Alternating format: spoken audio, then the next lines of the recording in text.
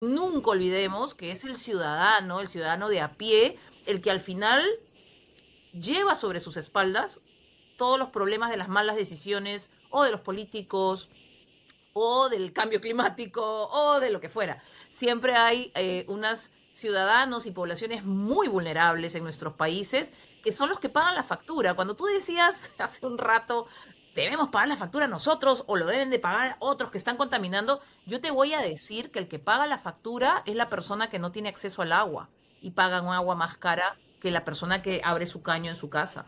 O sea, la persona que paga la factura es el que no tiene otra oportunidad que migrar porque el cambio climático lo dejó sin oportunidades por una sequía extrema o por inundaciones. Ellos son los que pagan la factura. Por eso, el Estado tiene que hacerse cargo en todos los casos. Y en eso nos parecemos, ¿ah? Colombia y Perú, la verdad es que tienen unos lazos impresionantes que deberíamos seguir explorando. Hola, antes de pasar con esta nueva entrega de conversaciones de poder ambiental, quiero aprovechar para recordarte que Poder Ambiental es un espacio que busca cada vez hablar más y mejor de medio ambiente. Y para lograr eso necesito que me ayudes con una cosa, y es que nos sigas en nuestras redes sociales. Nos puedes encontrar en TikTok y en Instagram como poder.ambiental y nos puedes encontrar en YouTube y en Spotify como Poder Ambiental. Si nos sigues, es más fácil que cada vez tengamos mejores invitados para tener mejores conversaciones. Recuerda, lo ambiental es poderoso y lo ambiental es político. Muy buenos días a la gente de Poder Ambiental. Bienvenidos a una entrega más de conversaciones de Poder Ambiental. El día de hoy, una vez más, muy emocionado porque estamos aquí con Lucía Delfina Ruiz Ochoa. Muy rápidamente, antes de empezar, quiero comentarles que Lucía es abogada de la Universidad Católica del Perú, cuenta con una maestría en Administración de Negocios de esa misma universidad, tiene una maestría en Biología de la Conservación en la Universidad Peruana Cayetano Heredia, tiene una maestría en Gobierno y Gestión Pública en América Latina. ¿De qué universidad? Disculpa. Ahí, Fabra. Pompeu. Tiene muchísima experiencia laboral, o sea, si yo la leyera, ese sería el podcast, pero muy rápidamente me gustaría decir que Lucía tiene más de 30 años de experiencia en el sector público y privado. Voy a destacar un par de cositas. Primero, ella fue jefe de gabinete de asesores del Ministerio de Ambiente del Perú y después, unos años después, fue ministra de Ambiente de Perú y en esa trasegar público fue presidenta del Tribunal de Controversias Hídricas de la Autoridad Nacional del Agua del Perú. Fue también directora de conservación de la WWF Perú. Actualmente es miembro de la Junta Delegado. Es miembro del Consejo Directivo de la Superintendencia Nacional de Servicios de Saneamiento y es de la Junta para ART, Architecture for Red Transactions.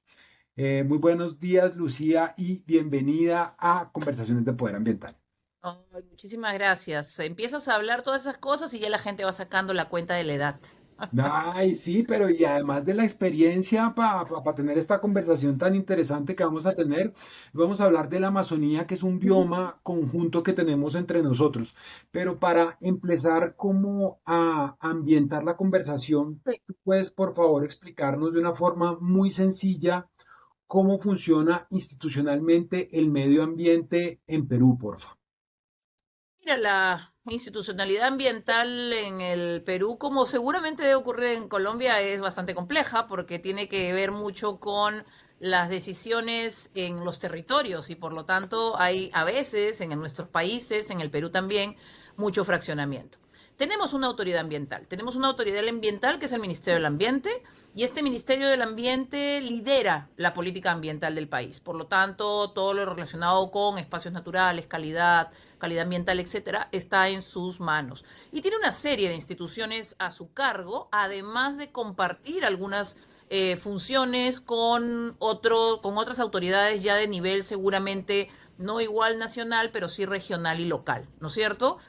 Solo para darte unos ejemplos, el Ministerio del Ambiente, entre los adscritos que tiene el Servicio Nacional de Certificaciones Ambientales, que otorga las certificaciones ambientales para efecto de las inversiones públicas y privadas, tiene el organismo de evaluación y fiscalización ambiental, por lo tanto, separada la función de otorgar, por un lado, certificaciones ambientales y por el otro lado, de hacer un seguimiento de las mismas. Tiene como adscrito al Servicio Nacional de Áreas Naturales Protegidas y en Amazonía puntualmente además tiene a su cargo el Instituto de Investigaciones de la Amazonía Peruana, mientras que en zonas altoandinas básicamente tiene al INAIGEM, que es el Instituto Nacional de Investigación ya a nivel de glaciares y de ecosistemas altoandinos, ¿no? Dos o tres instituciones más que no voy a mencionar, pero sí una del CENAMI, que es el Servicio Nacional de Meteorología e Hidrología. Entonces, si te das cuenta, esta autoridad que lidera, guía, impulsa la Política Nacional del Ambiente, tiene algunos adscritos autónomos que también apoyan en este sentido. Pero recuerda que en el Perú, con los gobiernos regionales y los gobiernos locales, también hay funciones y facultades de cambio climático, de gestión de recursos, etcétera, que están en gobiernos subnacionales. Ok, entonces ahí te iba a hacer dos preguntas. Cuando tú hablas de certificaciones, ¿una certificación es un permiso o Ah, ok, es el equivalente. Entonces aquí en Colombia creo que a la licencia ambiental, es decir, es una autorización para... Ok, perfecto. En el Y, Perú estamos para efectuar inversiones de diferente escala, por supuesto, sujetos a evaluaciones de impacto ambiental, evaluaciones de impacto ambiental semidetallado, declaraciones juradas, mucho depende del nivel de la actividad económica que vas a desarrollar. Y esto tiene una autoridad independiente que lo otorga, que evalúa y otorga estas autorizaciones, que es el SENACE. ok, ¿y la autoridad ambiental en los territorios la ejerce directamente el ministerio o autoridades regionales territoriales? Lo que ocurre es que la Autoridad Nacional del Ambiente, el MINAM, es quien establece y lidera políticas generales, normas nacionales, etcétera, pero los gobiernos regionales y los locales en alguna medida tienen algunas funciones compartidas con respecto a lo que ocurre en sus territorios. Voy a hablarte, por ejemplo, de gestión de bosques. En el tema de gestión de bosques, si bien hay autoridades nacionales que no pertenecen al MINAM, sino al Ministerio de Agricultura, que son el SERFOR, el Servicio Forestal y de Fauna Silvestre, las facultades forestales en regiones las ejercen los gobiernos regionales, en Ujú. aquellas regiones en las que han sido transferidas las funciones. Por lo tanto, de nuestros 26 gobiernos regionales, no los 26 tienen funciones transferidas en materia forestal, pero sí principalmente los de Amazonía. Gobiernos regionales de Amazonía, todos a efecto de la gestión forestal ya tienen las funciones delegadas por la Autoridad Nacional, por ejemplo. Ok, entonces sigamos en esa línea. Por ejemplo, el cuidado de la Amazonía entonces está fragmentado en departamentos, sí, en Mira, estados. es interesante porque yo te hablo de una autoridad nacional ambiental, pero te acabo ya de soltar la idea de que por algunos recursos naturales, como pueden ser el tema de fauna y flora, em, hay otras autoridades que también tienen que estar involucradas. Entonces, si ahorita nos acotamos solo al tema de Amazonía peruana, efectivamente, vas a ver que va a haber seguramente grandes lineamientos ofrecidos por una autoridad nacional, pero una instrumentalización, y por qué no, lineamientos regionales también, que pueden ser dados por autoridades regionales. Pero no solo eso, también podrían haber otras autoridades involucradas con determinados recursos naturales que también tienen algo que decir, como, ya te dije, no el Ministerio del Ambiente, sino el SERFOR, que es el Servicio Forestal, o incluso el Ministerio de la Producción para todo lo que son hidrobiológicos en la Amazonía y, bueno, en aguas continentales en general. Y entonces, Interesante, ¿no? claro, claro, Porque claro. cuando hablas además de territorios, tú tienes este Servicio Nacional de Áreas Protegidas, que es quien tiene la autoridad en aquellos territorios que son áreas naturales protegidas en la Amazonía. Digo en la Amazonía porque nos estamos acotando ahí, ¿verdad? Pero el La CERNAM Amazonía, tiene sí. facultades no solo ahí, sino marino costeras, altoandinas y en Amazonía. Entonces, sí, hay una...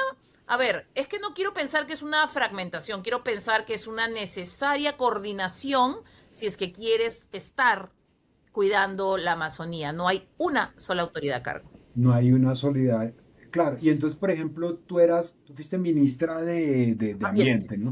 Entonces, sí. por ejemplo, a ti el presidente te pedía un reporte sobre la Amazonía y tú tenías que coordinar con todas esas instituciones para saber, por ejemplo, el estado de forestación, el estado de los hidrobiológicos o había como centralización de la información. O sea, ¿qué tan difícil es como responderle a la presidencia de la República por un bioma tan complejo que tiene tanta institucionalidad, ¿no? Es decir, ¿qué tan complejo es reportar por eso para ti? Bueno, yo creo que es complejo reportarle al presidente como tan complejo reportarle a los propios ciudadanos, ¿no es cierto? Los Claro. temas de consolidación de información en nuestros países, ahí no creo que sea el Perú un caso extremo ni raro, es compleja normalmente, ¿no? El tener información en tiempo real, el saber lo que está pasando, a veces es complicado.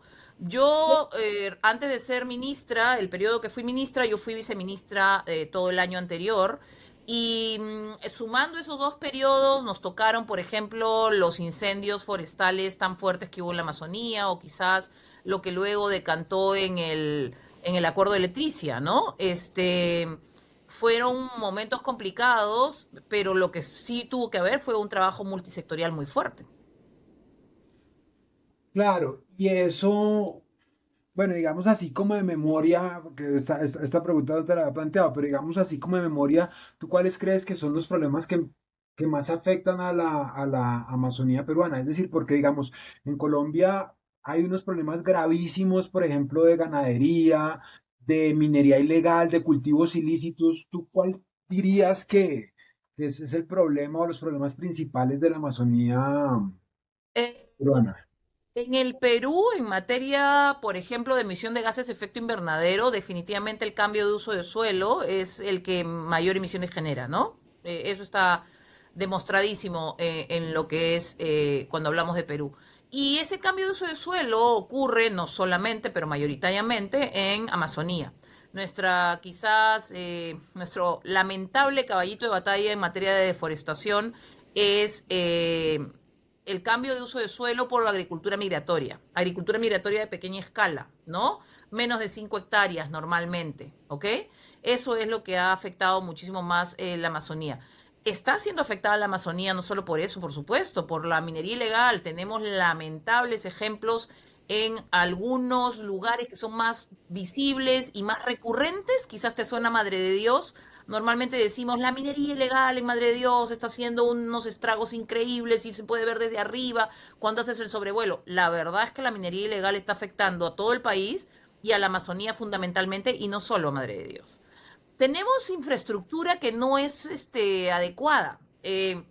Hay muchos a veces intereses políticos locales o regionales de meter carreteras no necesariamente analizadas adecuadamente y que además, como se ha demostrado también, crecen a lo largo de la carretera como espina de pescado con actividades nuevamente ilegales y de deforestación. Entonces, la verdad es que en el Perú no es una sola cosa, es esa deforestación fuerte, agricultura migratoria, deforestación por actividades ilegales, por supuesto que es minería ilegal, pero también por supuesto que es cultivos ilícitos y también por supuesto que podría haber tráfico de tierras, etcétera, ¿no? Pero nada, lo que no es tanto esa ganadería, lo que no es tanto es soya. Esos son ejemplos en Bolivia, en Brasil. Pero en Perú el tema de la soya no es el tema, ¿no? Mira, qué interesante. Me está quedando un tema que es delicado. No creo que haya en Colombia, pero sí lo hay en Bolivia, que es los menonitas. Nosotros tenemos deforestación muy fuerte por la presencia de menonitas que, si bien argumentan que han hecho la deforestación con las autorizaciones correspondientes, es bastante probable que uno no lo hayan hecho o dos, si ellos creen que lo han hecho es porque los han engañado, ¿no? Pero esa es, por ejemplo, una fuerte deforestación que tenemos. No te digo con esto que no haya habido deforestación en algún momento por palma, etcétera, pero no es lo que hoy día dices, wow, grandes extensiones, lo que le ha pasado a Brasil, la ganadería. No. ¿Tenemos ganadería en Amazonía? Sí.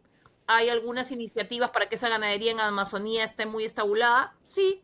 Madre de Dios, que es ese ejemplo de desastroso de minería ilegal y de y de economías ilegales, también es un ejemplo positivo en algunas provincias de cómo están tratando de hacer una mejor ganadería consciente con el entorno, pero no es nuestro impacto. Nuestro impacto es tráfico de tierras, cambio de uso de suelo, agricultura migratoria, eso.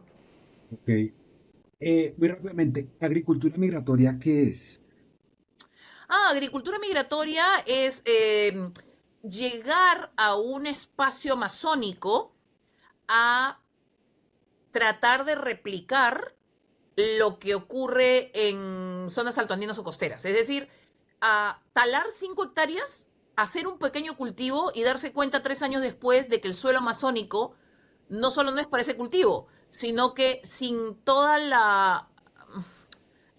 ese espacio y esa vegetación y esos árboles, ese suelo se degrada rápidamente y entonces tienes que volver a hacer otras 5 hectáreas más allá 2 años después. A eso te refieres con agricultura migratoria. En el Perú es básicamente una agricultura que va expandiéndose, por eso es que la relaciono mucho con tráfico de tierras. A la gente se le engaña, en algunos casos se le engaña, en otros es, la Amazonía es como para ir y hacer chacras. Em, Se le engaña y haces un cambio de uso de suelo en un suelo que sin hacer agroforestería, silvicultura, no va a mantenerse. Claro. Entonces, deforestas, se arruina el suelo a los años, tienes que volver a deforestar, se arruina el suelo a los años, y a quien viene con prácticas agrícolas de costa o sierra, el árbol le estorba, porque no sabe hacer agroforestería o silvicultura. Si tú estás hablando de café bajo sombra, cacao, etcétera, sabemos el impacto que tienes en biodiversidad, evidentemente, pero no en cobertura boscosa, porque normalmente se está haciendo un trabajo muy interesante en esa materia. Pero si tratas de hacer este cambio radical, este cambio de uso de suelo, a eso le llamamos agricultura migratoria, eh, y que es la que más impacta el cambio de uso de suelo en el Perú. Bien, entonces tenemos varios problemas, varias instituciones. Entonces, ¿cómo se financia la gestión de la Amazonía? Porque son muchos problemas, unos territorios que son grandes, que tienen que ejecutar varias instituciones. ¿Cuáles son las fuentes de financiación principales para esa gestión? A ver, quizás mi respuesta no sea muy, bueno, quizás sea muy similar a la que les pasa a nuestros países en Latinoamérica. Por supuesto que cada institución de las muchas que intervienen en la Amazonía tienen presupuestos para invertir, ¿verdad? En cada una de las actividades que desarrollan y por lo tanto a veces no tratas de mirar la cosa de manera integral.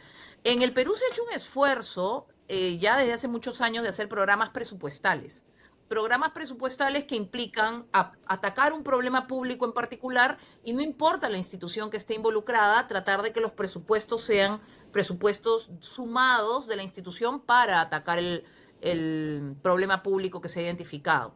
En vez de tener al Ministerio del Ambiente haciendo actividades con el presupuesto que les ha asignado para unas cositas que pueden estar relacionadas solo con áreas naturales protegidas y la deforestación alrededor no ser la adecuada, se trata de hablar de un programa presupuestal que hable de lucha contra el cambio de uso de suelo y entonces el presupuesto de una institución, pero sumado al de otro, puede ayudar en un determinado territorio. De otra manera, y en donde no hay programas presupuestales adecuados, lo que ocurre es que tienes ese mismo fraccionamiento institucional en un fraccionamiento presupuestal. Y por lo tanto, si no hay una adecuada comunicación, tú podrías estar haciendo hasta incluso cosas contradictorias en un mismo territorio.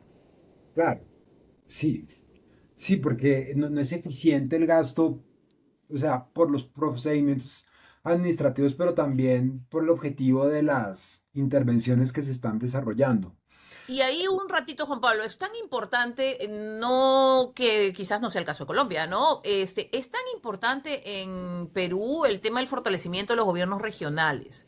Tenemos, se supone, 26 gobiernos regionales, pero te digo se supone, porque la verdad es que si no hay una mirada integral del territorio, y es que hay que darle una mirada al territorio, las intervenciones no pueden ser por hidrobiológicos, por fauna, por flora, ¿no? Tiene que ser por territorio.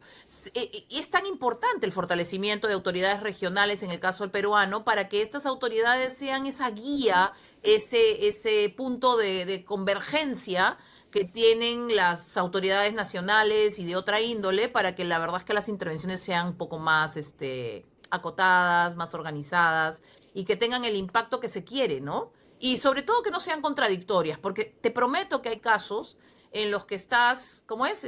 Sembrando por un lado y talando por el otro. Estoy usando un ejemplo así bien bobo, ¿no? O sea, acá estás cavando un hueco y acá le estás echando tierra al hueco, o sea, no te pones mucho de acuerdo. Eso es un poco complicado. Claro. Sí, no, y además es que sí, acá tenemos unos problemas muy similares. Entonces, Somos iguales como países somos, en Latinoamérica, claro, tenemos situaciones muy similares y lo rico, y yo te agradezco la entrevista o la conversación que estamos teniendo, es que debemos darnos cuenta de que verdad que nos pasan cosas muy parecidas, por lo tanto podemos aprender de nuestros errores y buscar soluciones, ¿me entiendes? sí. Eso es algo súper interesante, ¿no? Bueno, entonces en esa línea ahí va mi cuarta pregunta y es, digamos, como tenemos que tener lecciones aprendidas conjuntas y todo eso, pero es decir, ¿qué tan importante y qué tan retador es la gestión entre países para la coordinación del cuidado del bioma amazónico? Porque digamos que hay, digamos, tanto a los tensionantes como al ecosistema en sí mismo le importa muy poco de que exista una línea política que diga Perú o Colombia, ¿cierto? Digamos que los flujos de materia y de energía y todo eso existen, ¿cierto? Entonces requieren como de coordinación entre los países. Entonces, desde tu experiencia, ¿qué tan importante es y qué tan retador es la gestión entre países para la gestión del bioma Me amazónico? quedo con lo retador, porque importante no hay duda que es importante, ¿verdad? Pero es sumamente retador y no se limita a una mirada de bioma amazónico y por lo tanto de respuestas ambientales al tema, ¿no? Vámonos al caso Perú-Colombia, ¿no? O si quieres Perú-Colombia-Ecuador. Tú todo lo que en Perú, Colombia vendríamos a hacer toda la cuenca del Putumayo, por ejemplo, ¿no? Tú vas a la cuenca del Putumayo y si tú me dices, ay, el problema ambiental que tenemos, yo te diría, sí, pero hay otros problemas igual de complejos en la zona que van a impactar al ambiente, pero que están relacionados con cultivos ilegales, con, ¿cómo le dicen a esto? Fronteras porosas en las cuales puedas pasar de un lado a otro, que al final a quien afectan es a los pueblos originarios. Pueblos originarios amazónicos, entre Colombia, Perú, entre Ecuador y Perú, entre Ecuador y Colombia, están viéndose afectados por actividades ilegales que no respetan sus derechos y ya estamos ahí hablando algo más de si el ambiente, si la tala, si el cultivo ilegal. O sea, estás hablando de que cuando hablas de la Amazonía deberías de pensar en derechos humanos, pueblos originarios, actividades ilegales, ¿no es cierto? Y eso tratar de verlo de manera integrada o integral. Así como te comenté el Putumayo y estas fronteras porosas que pueden pasar de actividad ilegal de un lado a otro que luego afecta a personas, más allá de que también, por supuesto, afecta al ecosistema, ocurre lo mismo cuando entre Ecuador y Perú tenemos también unos temas de minería ilegal muy potente, por ejemplo, que están siendo afectando gente, porque se afecta a derechos humanos, y que puede afectar también ecosistemas, porque las actividades ilegales en minería de uno u otro país, Ecuador, Perú, Perú, Brasil, Perú, Bolivia, Perú, Colombia, lo que terminan es haciendo un impacto negativo. Por ejemplo, ríos que vienen de Ecuador hacia Perú vienen con carga de minerales pesados, producto de la minería ilegal. Y probablemente esté pasando lo mismo de Perú a Bolivia, cuando estamos hablando de las actividades de minería ilegal que con el mercurio, en el caso del oro en Perú o en el sur del país, pueden estar afectando no solo a las comunidades, sino que pueden estar afectando temas transfronterizos. Entonces, es bien interesante que se generen más espacios internacionales de mirada hacia la Amazonía. Mira, la OTCA es uno de ellos, ¿no? Lo que se trató de hacer con el Pacto de Leticia es también otro espacio. Pero el tema es, en vez de buscar más espacios, tratemos de unificar espacios, tratemos de generar espacios conjuntos. Todas esas iniciativas tan bacanes del Pacto de Leticia, ¿por qué no hacemos para que sean algo nuevamente, ¿no? Como son amazónicos, busquemos espacios, si no es la OTCA, otro, no sé, pero ahorita tenemos la OTCA, para algo tenemos la Organización de Tratado de Cooperación Amazónico, en el que podemos sumar esas iniciativas y sacar algo adelante. Y cuando tú hablabas de financiamiento, lo primero que se me ocurrió a mí es, genial lo del financiamiento. Yo te puedo decir qué le pasa a Perú con el financiamiento hacia la Amazonía, que quizás esté fraccionado, etcétera. Pero no todos los países tienen las mismas capacidades de invertir en la conservación, cuidado, protección de la Amazonía, de la misma manera dentro de nuestros países latinoamericanos o dentro de los 9 países que están más o menos en el bioma amazónico, ¿no? O sea, no puedes pedir una aporte o inversiones similares de Surinam, quizás o de Guyana, como lo puede tener Brasil con su inmensidad, o no sé si Bolivia o Perú. Entonces, por eso es que cada vez se hace más importante el tema del trabajo binacional, multinacional, la mirada amazónica en general, eh, una mirada en la que 9 países participan y que es tan importante que nos pongamos de acuerdo en cómo apoyarlo, ¿no? En cómo apoyarnos como países. Ahí me gustaría tocar como dos temas que tienen Sí, que ver con el financiamiento. Digamos que el año pasado hubo esta reunión en Belém de Pará. Allá estuvieron Petro, estuvo Lula, no me acuerdo quién fue de Perú, pero digamos que estuvo en el marco de la ODCA y el objetivo era como fortalecer la gestión de ese ejercicio. No hace mucho tiempo yo estaba hablando con el director del Instituto Humboldt aquí en Colombia y hablábamos de métricas, ¿cierto? De sí. lo difícil que es tener métricas conjuntas entre los países. Entonces a mí me decían, por ejemplo, y esto lo tengo que confirmar contigo, y es que la forma en la que se cuantifica la deforestación no es el mismo proceso cuantitativo entre Perú y Colombia y Ecuador y todo eso. Entonces, las métricas que tenemos de deforestación no son necesariamente las mismas entre nosotros y no podemos dar un solo dato unificado de deforestación. Me gustaría confirmar eso contigo y tú, ¿qué tan, qué tan complejo ves eso? Uy, ahí me agarraste porque Sí. sí, claro, porque es complicado, sí. Em, a veces confundimos soberanía nacional, que es absolutamente válida, con estos intercambios técnicos que podríamos ir teniendo, ¿no? No sé si te ha pasado, pero a veces, arropados en la soberanía, no nos damos cuenta que quizás esa parte es sumamente importante y valiosa y respetable, pero hay aspectos que son técnicos, no tienen un impacto negativo de otra manera. Pero como región, a veces estamos en unos vaivenes políticos tan complejos que a veces tenemos problemas para sentarnos a conversar un poquito más y aterrizar hacia lo técnico y no hacia lo político, ¿no? Mira, yo me guío para efectos de temas de deforestación y demás, con el respeto que cada país tiene, por supuesto, a veces a los informes que se tienen que dar a instancias internacionales, ¿no? Como por ejemplo a la Convención de Cambio Climático, ¿no? En donde tienes que hacer tu línea de base de deforestación y por lo tanto todos tienes derecho a hacerlo de una determinada manera, pero a medida que va avanzando los años, pasó cuando lo entregaron en el 2015, ya estamos en el 2024, todos reciben diferentes líneas de base de deforestación con diferente metodología y tal, pero ya hacia 10 años, 9 años después tienes que ir avanzando en afinar estos documentos y puedes, por lo tanto, llegar a mínimos comunes denominadores, ¿no? Claro, sí, sí lo puedes hacer. Y mira, funciona también, me pasó hace un poco con un amigo que está viendo un tema de calidad de agua en la OTCA.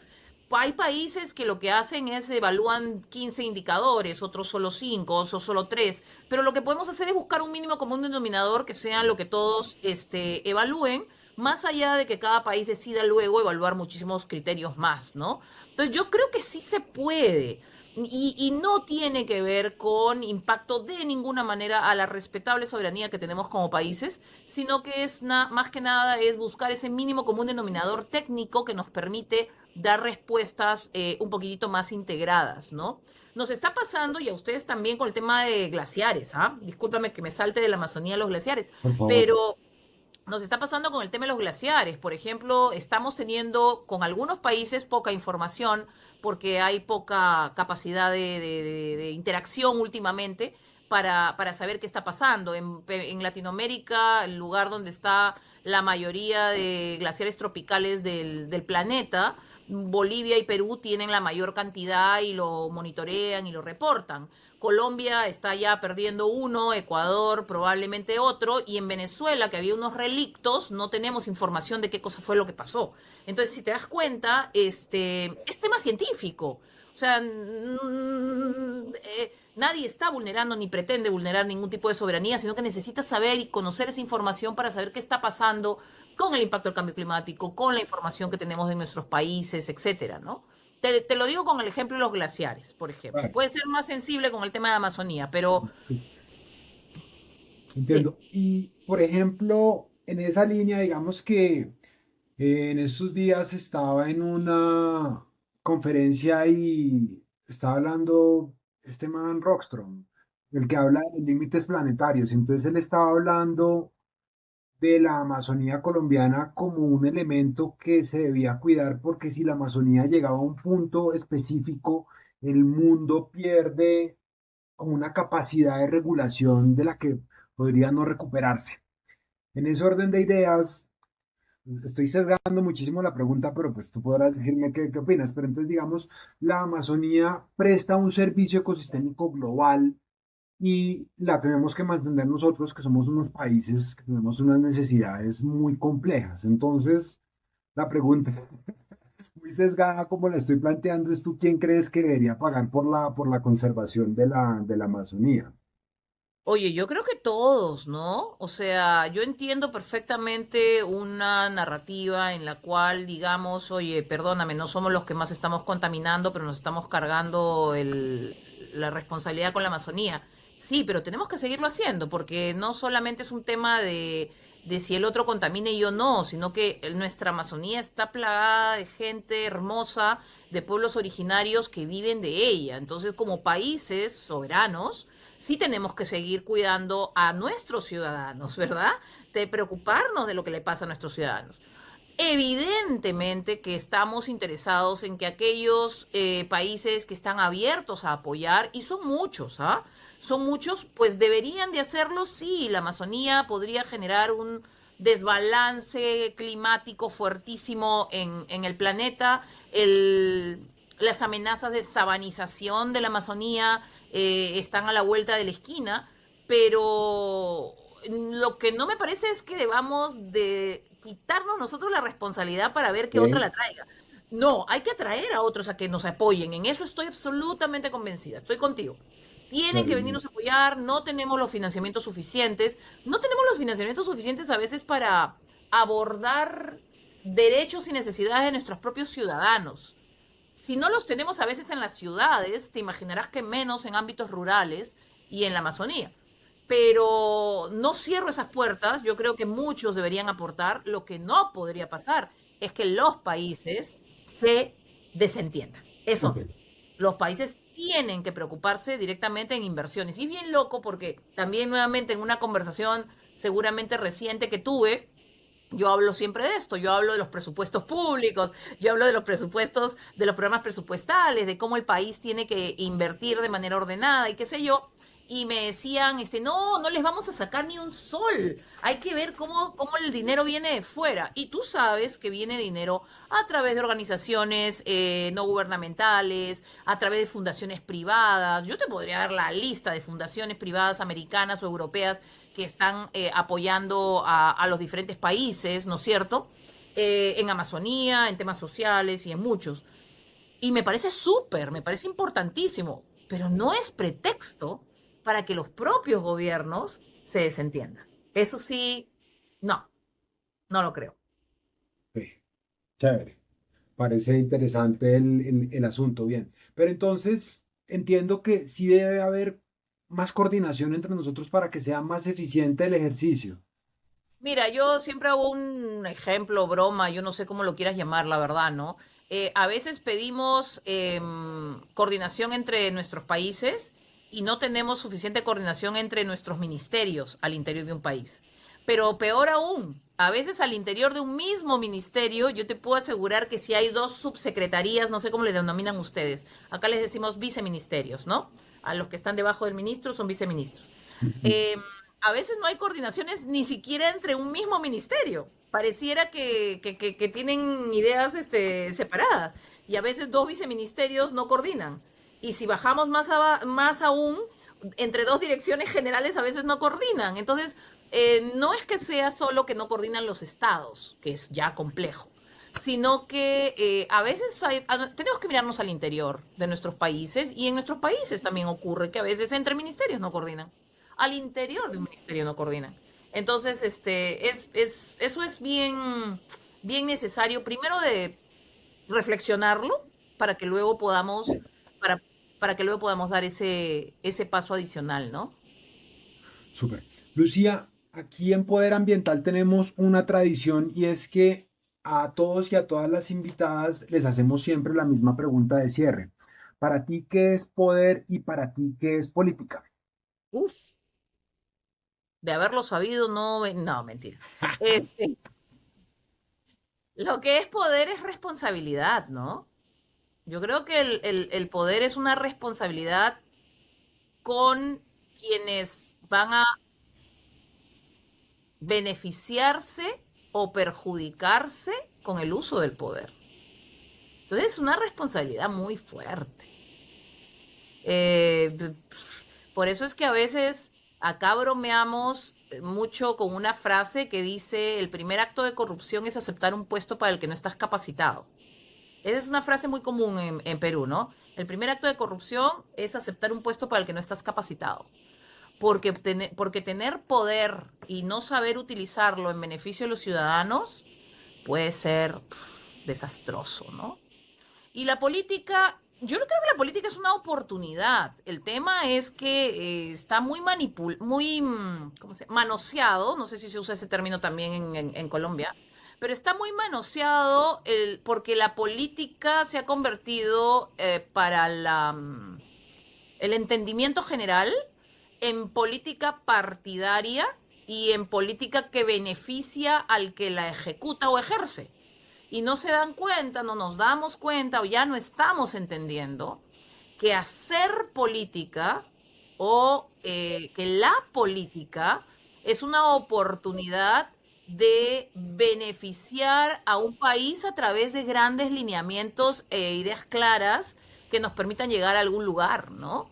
Entonces, nos pasa, y junto acá Poder con Política, nos pasa que en el Perú las elecciones presidenciales son cada 5 años, las de alcalde cada 4, o gobiernos regionales cada 4. Entonces, cada 4 años todos tienen el complejo de Adán o el complejo de Eva. Todo lo anterior fue un desastre y yo voy a comenzar de cero. Y yo aprendí en un momento de mi jefe, de una persona súper interesante, yo no sé si yo creo que ustedes lo conocen, fue el presidente de la COP20 en Perú, que es el señor Manuel Pulgar Vidal, actualmente líder global de la práctica de energía en WWF, que siempre decía, tenemos que construir sobre lo ya avanzado. Podrás hacer algunos ajustes, podrás hacer algunas mejoras, pero tienes que construir sobre lo ya avanzado. Entonces tienes que mezclar este tema, querido, de responsabilidad y oportunidades y seguir avanzando y siempre pensando en el beneficio de las personas. En el Perú últimamente se está poniendo mucho, el problema es que lo están tomando como nombre algunos partidos políticos también, pero poner a las personas en el centro, ¿no? Poner a las personas en el eje de la discusión, porque nos estamos olvidando de eso y a veces estamos haciendo o están tomando algunas autoridades decisiones independientes, personales, a veces hasta decisiones, ¿cómo llamaríamos? Producto de la euforia y no necesariamente producto o sea, no necesariamente dirigidas a mejorar a los ciudadanos y a su calidad de vida, ¿no? Lucía, muchísimas, muchísimas, muchísimas gracias por esta conversación y esperemos que esta no sea la última vez que hablemos aquí en Poder Es la Ambiental. idea. Disculpa si me demoré No, o me alargué mucho. no, estuvo perfecto. Muchísimas gracias y por favor, despídete de aquí de las personas de Poder Ambiental. No, muchísimas gracias, mira, por la invitación, Juan Pablo. Yo debía haber comenzado esta conversación agradeciéndote la oportunidad. Colombia, un país tan querido, como dicen ustedes, de verdad es que somos muy, muy, muy cercanos y muy iguales en nuestros problemas a veces, pero sobre todo en nuestras oportunidades, ¿no? Y en la necesidad de que sean las personas las que se beneficien de lo que se hace y lo que hacemos. Nunca olvidemos que es el ciudadano de a pie, el que al final lleva sobre sus espaldas todos los problemas de las malas decisiones o de los políticos o del cambio climático o de lo que fuera. Siempre hay unos ciudadanos y poblaciones muy vulnerables en nuestros países que son los que pagan la factura. Cuando tú decías hace un rato, debemos pagar la factura nosotros o lo deben de pagar otros que están contaminando, yo te voy a decir que el que paga la factura es la persona que no tiene acceso al agua y paga un agua más cara que la persona que abre su caño en su casa. O sea, la persona que paga la factura es el que no tiene otra oportunidad que migrar porque el cambio climático lo dejó sin oportunidades por una sequía extrema o por inundaciones. Ellos son los que pagan la factura. Por eso el Estado tiene que hacerse cargo en todos los casos. Y en eso nos parecemos, ¿ah? Colombia y Perú, la verdad es que tienen unos lazos impresionantes que deberíamos seguir explorando. Seguro que sí, así lo haremos. Lucía, muchísimas gracias y que no sea la última. Chao. No, de todas maneras. Chao, chao. Gracias, chao.